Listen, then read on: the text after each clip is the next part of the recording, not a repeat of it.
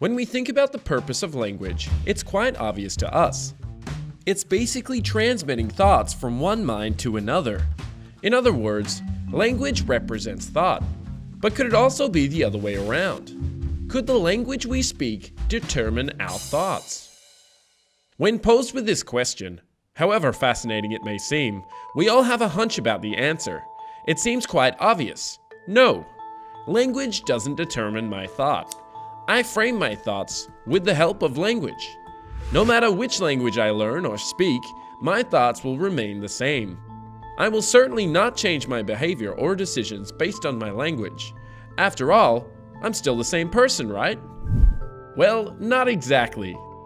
In 2014, University of Chicago psychologists conducted an experiment on bilinguals. In case you don't know, bilinguals are people who can speak 2 languages. It is also important to demystify the common myth that bilingual is a person who speaks 2 languages with native-like fluency. However, this kind of balanced bilingual is rare. In the vast majority of cases, bilinguals have a dominant native tongue and a second language they speak with some effort. Now, back to the experiment. You're asked to imagine you're on the footbridge over a trolley line. 5 workers are on a track, and a trolley is racing towards them. A very large man is standing on a footbridge just above the track. If you push him off the bridge, his large body will stop the trolley. He'll die, of course, but you'll save the lives of the 5 workers. Would you do this? Well, there are 2 outcomes. If you choose to push the man to save a few lives, you justify your answer from the utilitarian perspective, as it's the most rational option, the greater good for the greatest number. Or you could choose not to push the large man and let the people die. It's justified from an absolute moral perspective. Killing is wrong, even if it saves more lives in the process. So which option did the participants choose?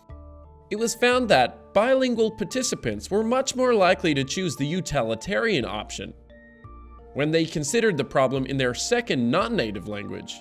However, when using their native tongue, they were more likely to choose the moral option. But how is this possible?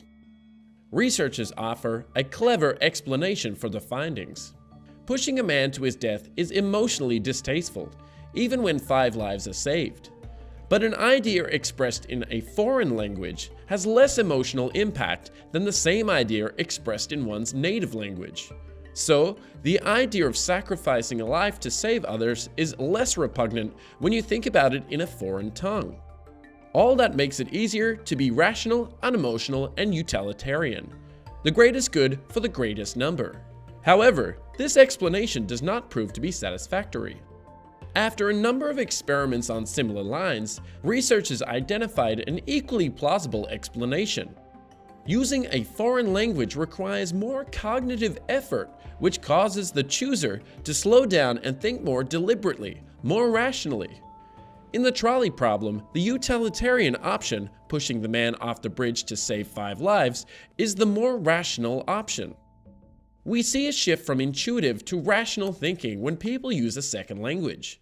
At first, this finding is unexpected, since rational thinking itself is more effortful than intuitive thinking.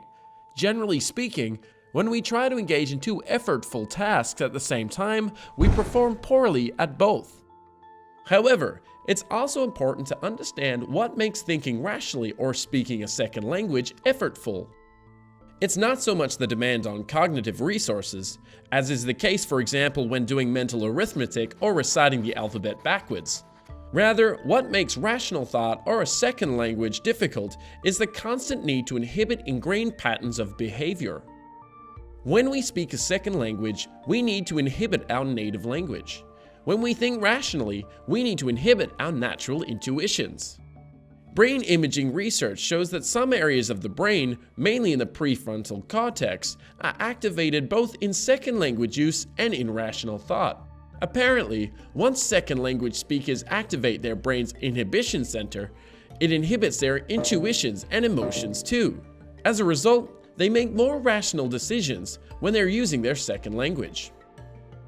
This explanation also holds true when the circumstances are changed and we are faced with a financial dilemma instead of a moral one, like betting or investigating our funds in the stock market. When faced with such dilemmas where risk plays an important role between gains and losses, people generally get more defensive. In other words, people evaluate losses as greater than gains in a process known as risk aversion. Risk aversion is likely an innate intuition that colors the decision-making process, resulting in irrational decisions which might result in missed opportunities or huge losses. It's just our primal parts trying to keep us safe from any kinds of threats, which manifests itself in the form of this intuition. Research has found that when people consider such problems in their second language, risk aversion disappeared. People made better decisions and took more calculated risks, maximizing their gains and minimalizing their losses. When we feel pressure, this anxiety often compromises the functioning of our prefrontal cortex, the very seat of the conscious process that helps with deliberate analytical decision-making. Under stress, then we tend to revert to our gut feeling or emotions to drive decisions, and not necessarily for the better. What this new research suggests is that problem solving in a foreign tongue might actually help guard against biased decision-making by pushing us back more to our analytical and systematic reasoning abilities instead. So, if you're bilingual, next time you're faced with a problem with high stakes or a dilemma of any sorts, you know what to do. It will be in your best interest to consider the problem in your non-native second language before arriving at any decision. This way, you can take the most rational decisions without being clouded by your primal emotions and biases.